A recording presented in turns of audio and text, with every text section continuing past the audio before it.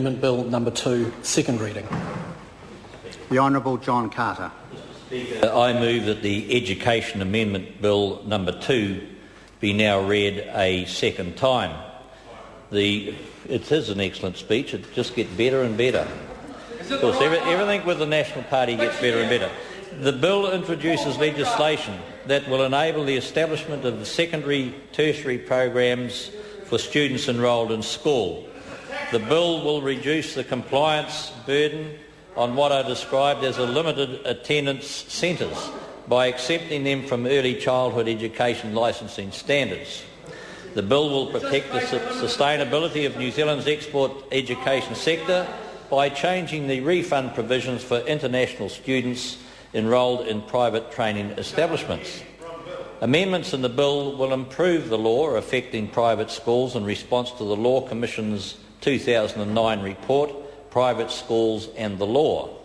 The bill will also make minor changes to school enrolment scheme priorities for offering places to out-of-zone students via the ballot process. Since its first reading, the Education and Science Committee has recommended some amendments to strengthen the bill by clarifying some of the policy decisions. I would like to thank members of the Education and Science Committee for their careful consideration of this bill. I also acknowledge the contributions of those who provided submissions.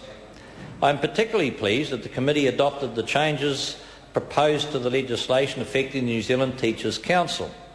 I thank the committee for agreeing to consider these amendments at short notice and for their sensible and diligent attention to these serious issues. I also appreciate the committee accepting the changes proposed to teacher information matching. Currently, the Act prevents the Ministry of Education and the Teacher Council from matching data on relieving teachers. This change will allow data matching on relieving teachers. Let me now go through the key... That may be true, but now this will permit it.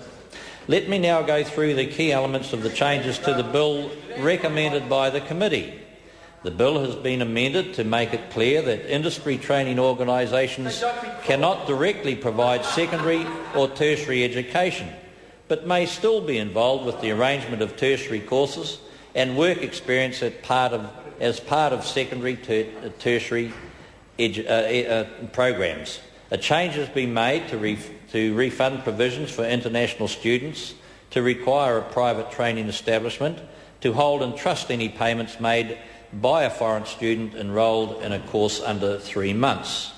The funds will be available for refund to the students according to the rules specified by the New Zealand Qualifications Authority. 5 changes have been made to the legislation affecting private schools following the Law Commission's review. The requirement for the Education Review Office to charge private schools with more than 29 foreign students for reviews has been removed from the Act. Charging the relevant private schools would be difficult to administer and would generate very little, if any, revenue. The legislation has been redrafted to allow the Secretary for Education to request a further Education Review Office review of private schools during extensions to provisional registration. A change has been made to include the Insolvency Act 1967 as well as the Insolvency Act 2006 when assessing a potential private school manager against the fit and proper persons requirement.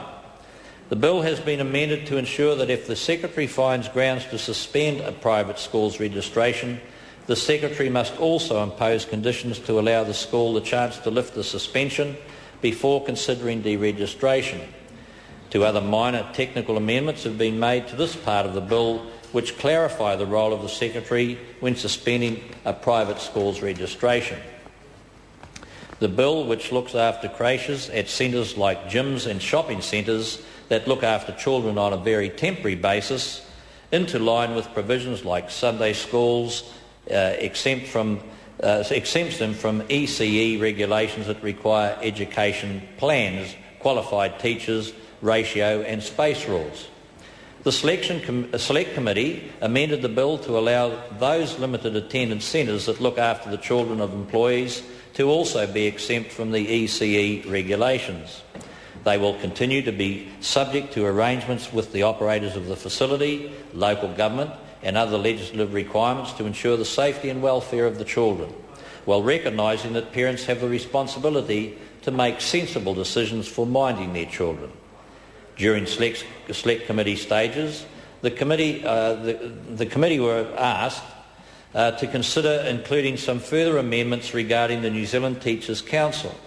The Teacher Council requested these changes in response to difficulties it was having administering its legislation.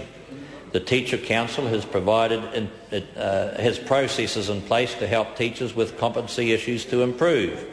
However, the Council cannot currently show that in the teacher's registration that a teacher is going through this process.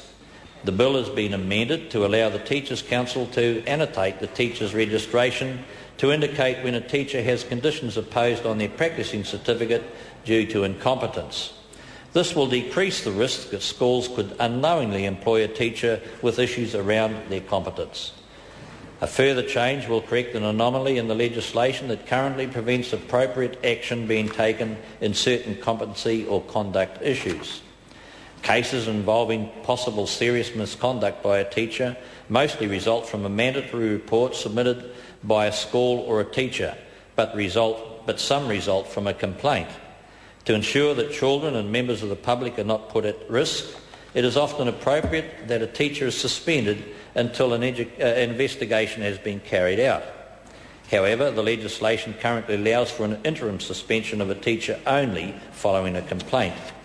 This amendment makes it clear that an interim suspension can also be made following a mandatory report from teacher conduct. I'm not sure, but I'm sure Mr Mallard had some involvement in it, no doubt. A similar issue exists, I'm sure the member will take a call and make the apology himself. A similar issue exists regarding the actions that the Teacher Council can take if it finds a teacher to be incompetent. The Teachers' Council can take action following an investigation that was the result of a complaint about competence, but not where an investigation follows a mandatory report about competence.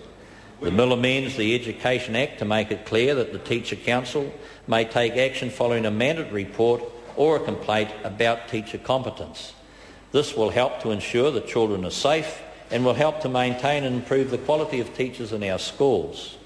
Submitters raised a further issue during the Select Committee's consideration of these amendments. Currently, law technically requires boards of trustees to dismiss a teacher who is subject of an interim suspension. In many cases, this may be unfair on the teacher concerned. It is intended to bring forward an amendment to the bill at the Committee of the whole House to ensure that an employer of a teacher is not forced to dismiss a teacher who has been suspended while their case has been investigated. Once again, I thank the members of the committee for this work and I commend this bill to the House. The question is that the motion be